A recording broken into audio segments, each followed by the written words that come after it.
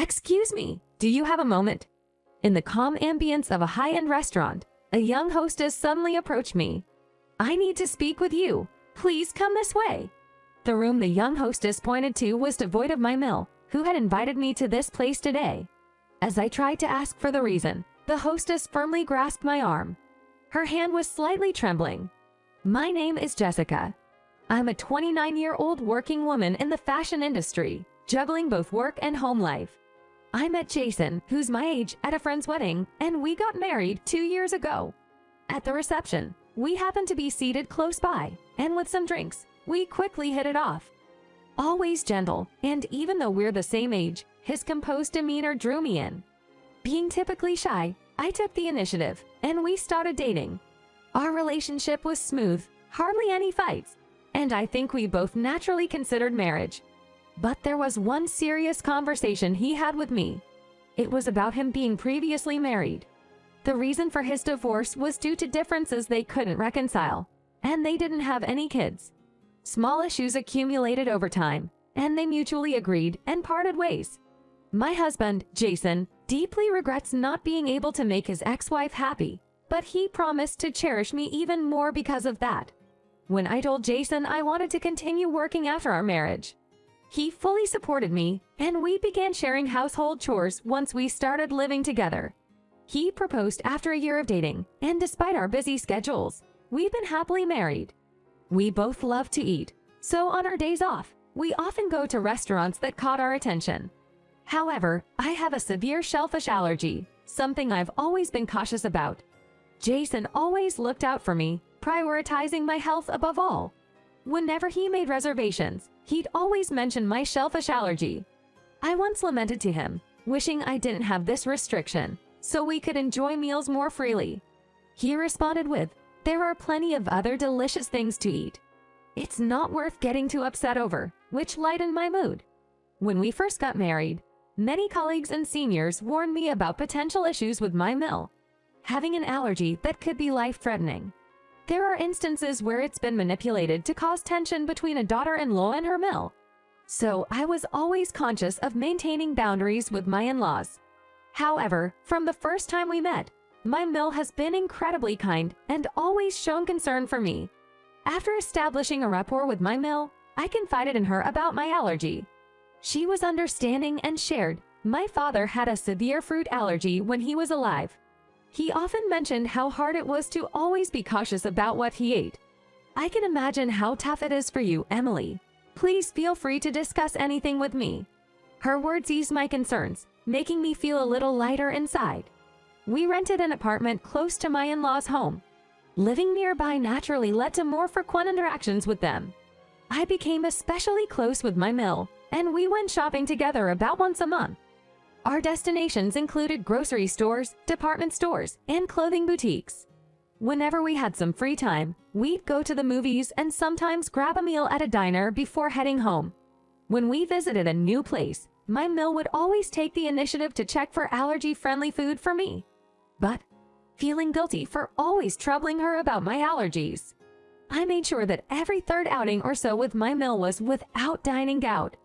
After doing this a few times, the number of times she'd suggest dining out started to decrease. However, just as I began to feel at ease, one day my mill made a proposal out of the blue. At the start of the new fiscal year, I was appointed as the assistant manager of the store I work at, and boy, did my mill get thrilled about it.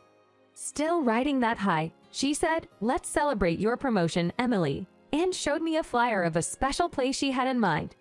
Whenever we had some free time, we'd go to the movies and sometimes grab a meal at a diner before heading home. When we visited a new place, my mill would always take the initiative to check for allergy-friendly food for me.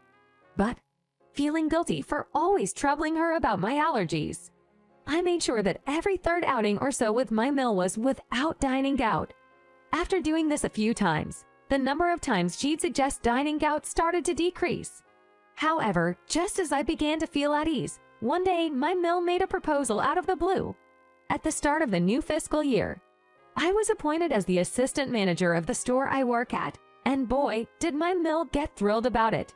Still riding that high, she said, "Let's celebrate your promotion, Emily," and showed me a flyer of a special place she had in mind. I'd never heard Bob mention that before, but I guess it might not be something one just casually talks about. Eventually, persuaded by my mill's passion, I accepted the invitation. The earliest reservation was a month away, and it was on a weekday evening. For that day, I spoke to my job, took a half day off, and scheduled a salon visit in the afternoon.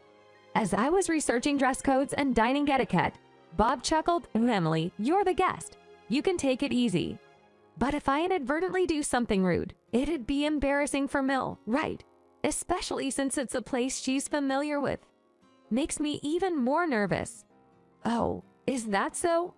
Receiving such an unexpected response, I instinctively looked back at Bob. The very same Bob seemed just as surprised. "I never heard anything like that from Mom," he muttered. "You mean Mill used to frequent that place?" Bob nodded to my query, which had me pondering again.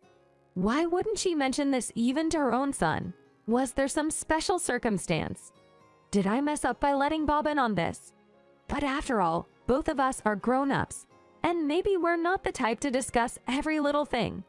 Besides, if she truly didn't want it known, she wouldn't have mentioned it to me. Maybe I'm just being overly sensitive from the nerves. Convincing myself of this, the topic was settled. Then on the day, while I was at the hair salon, I arranged to meet my Mill who was out shopping, and we walked to the restaurant. I never thought I'd actually go into this place, having only ever seen its exterior. I expressed my gratitude to her again, to which she replied, "It's all right. Let's just enjoy today," covering her mouth with a playful smirk. Upon entering the restaurant, we were greeted by the hostess. We were led to a private room at the very back of the second floor, bathed in ambient lighting that created a charming atmosphere. Since it was still early, no other customers were around, making it quiet. While waiting for our dishes to arrive, we chatted and sipped on our drinks. My Mill, aware of my love for alcohol, ordered a delightful steak for us. Normally, I wouldn't drink because I often ride for Mike, who's in sales and frequently hosts clients. But she said, "Tonight, it's all about you, Yvonne," giving me a warm smile. The ambience of the restaurant and the drink soon had me feeling lightheaded and tipsy. However, at that moment, my cell phone rang. Regretting not having silenced my phone, I realized it was too late. To make matters worse, the caller was my boss from work. Any buzz from the drink vanished instantly, and I was overtaken by a gloomy feeling. Wondering if there was an issue at the restaurant, I excused myself to my Mill, filled with guilt, and stepped outside. Since my purse still contained items from my morning shift, I took it along to ensure work-related confidentiality. The call was about an oversight in my daily report. My boss said they'd handle it this time, but reminded me to be more attentive. I apologized. Making such a basic mistake on the day I'm being celebrated for my promotion made me realize I still have a lot to learn. Reminding myself not to get too carried away, I decided to mute my phone and head back to my Mill.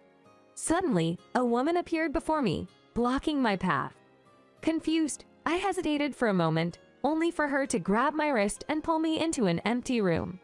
Too shocked to speak, my mouth agape, she urgently whispered, "You need to get out of here now." She introduced herself as the young manager of the restaurant. She showed me her name tag, assuring me she wasn't a threat. The young manager quickly explained the situation, saying there wasn't much time. What she told me was shocking enough to send shivers down my spine. She had already arranged a taxi to get me out of there and escorted me to the entrance. "Please go somewhere far where your Mill can't find you," she advised as I was leaving. I couldn't help but wonder how she knew about my relationship with my Mill. That night, I received a furious call from my enraged Mill. As soon as I answered, she yelled, "Why did you leave me behind?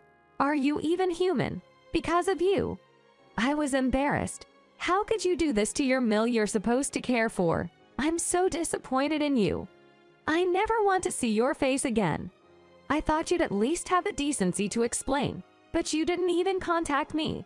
What kind of upbringing did you have? I can even tell your parents how ungrateful their daughter is." My Mill's tone had completely shifted to one of utter disgust. "You're not going to say anything, huh?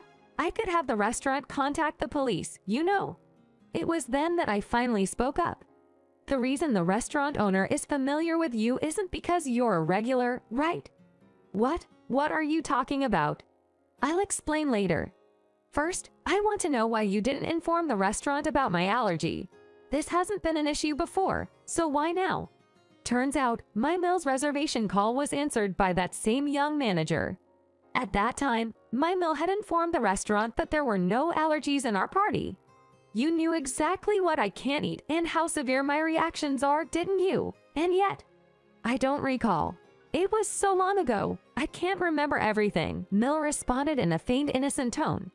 Did you intentionally try to make me eat shellfish at that moment? Why are you painting me as the villain?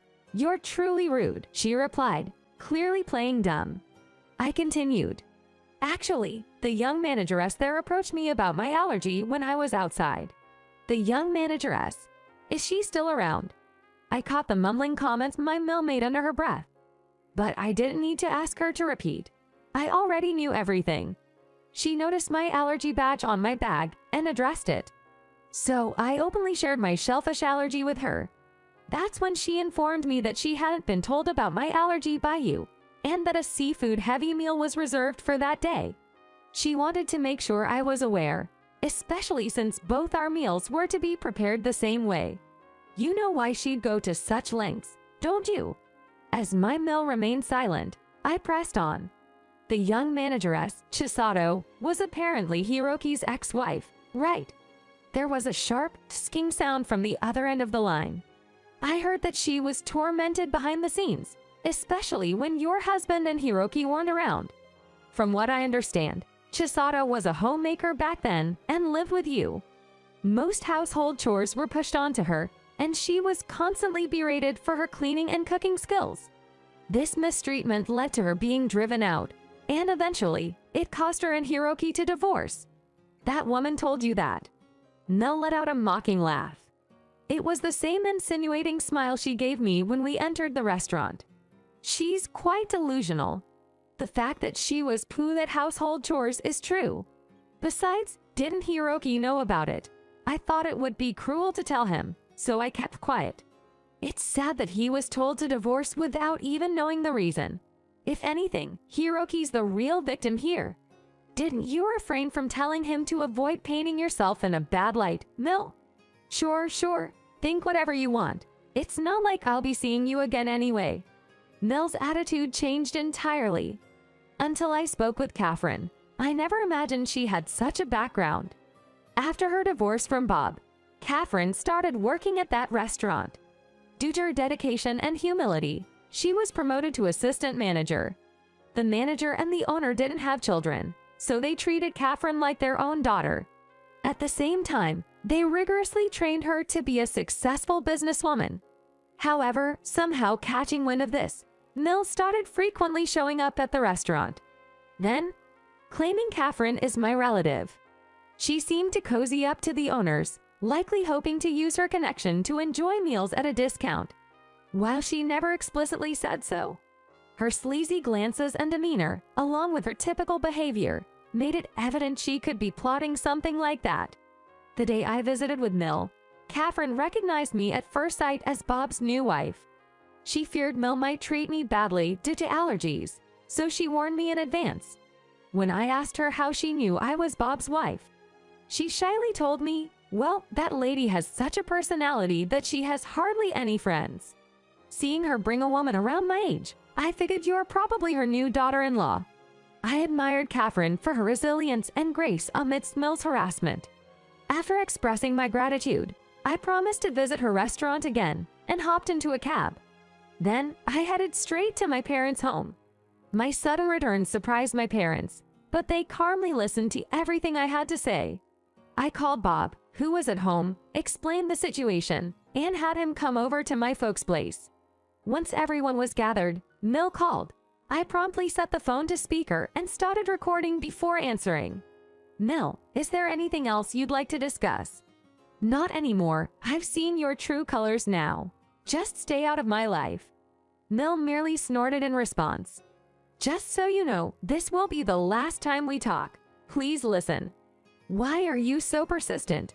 Actually, this call is being recorded. Bob and my parents are all listening, so there's no need for you to explain anything, Mill. Just thought you should know. What? For a moment, I could genuinely sense time stopping for Mill. I could easily imagine her face turning pale blue. Is Bob there? Can I speak to him? I've heard everything, Mom. Bob's low voice was clear, and I could tell it made his Mill flinch. It's not like that, Bob. I truly forgot about the allergy. It's too late for excuses now. You even kept the thing with Jennifer a secret until now. I'm truly disappointed in you, Mom. Just don't contact me anymore. Hold on. Just hear me out a bit. Despite her desperate plea, Bob hung up the phone without a second thought. After that, Bob explained the situation to his father-in-law and even mentioned Jennifer. When the father-in-law confronted Mill about her actions, she apparently said she grew increasingly annoyed with me.